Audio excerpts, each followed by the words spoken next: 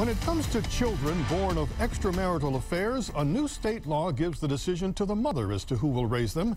So if she wants to cut the biological dad out of the equation, she can.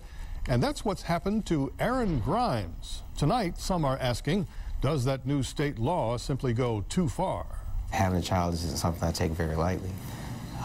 It's a responsibility, and that's a responsibility that I want to have. Aaron says he was looking forward to meeting his son from the very start. I was excited. She was excited. She is Shawnita Van Hook Williams, the mother of their son. The two met in 2007, and Aaron says it was love at first sight. She was a great woman, very attractive, intelligent, fun-loving, easygoing. And in their 4 years together, he says they were very much in love. We went to restaurants, we went on vacations, we did a lot of things. Aaron says Shawnita never wore her wedding ring and that she told him from the very beginning she was not happily married. The way it was expressed to me, it was more of kind of an arrangement, that they couldn't get divorced at the period of time, whether it was finances or something. No, that's not the case. That's truly not the case. In 4 years, anybody can get a divorce. Shawnita's attorney is LaVon Bannister Jackson. She says the 4-year relationship wasn't all wine and roses, but more on that in a moment. Their relationship was no secret, not even to her husband. These photos show them together at family gatherings. Aaron says they were making plans well into the future. So, when she got pregnant, he thought they were both thrilled. On the day he received that phone call, Aaron came quickly here to Henry Ford Hospital in West Bloomfield to be a part of the birth, that wonderful family event. What he didn't expect was to find the woman's husband here before he arrived. How awkward was that? Extremely.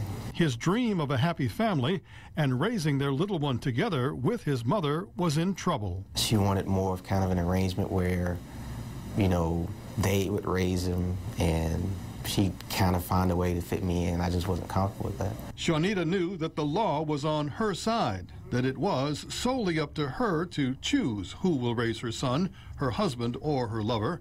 She chose her husband, so Aaron got a lawyer. Aaron embraced this as an opportunity to be a father. That's what he's wanted to be, and I was quite moved by his story. So Ari took up Aaron's case, but he didn't get far. A judge tossed it out, citing the new law. The legislature feels that it would be inconsistent if they say, we're going to give a biological father rights to his own son, even though he's a felon. In Michigan, it has been on the books for decades that men and women who have an extramarital affair are committing a felony.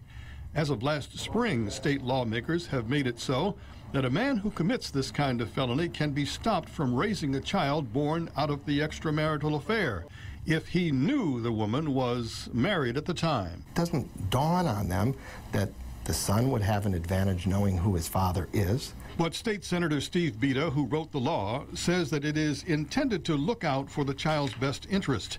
He explains, under the old law, biological dads who had kids from extramarital affairs had absolutely no standing.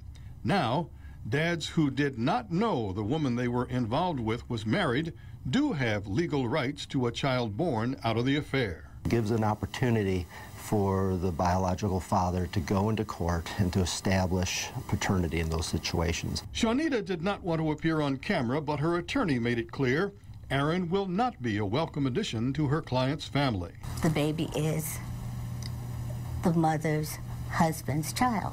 No room for his inclusion here at all? No. They are a united family.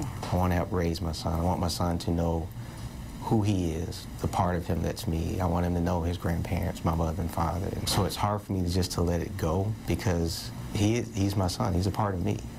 At this point, Aaron has no plan to stop fighting for his son and may even legally challenge the new state law.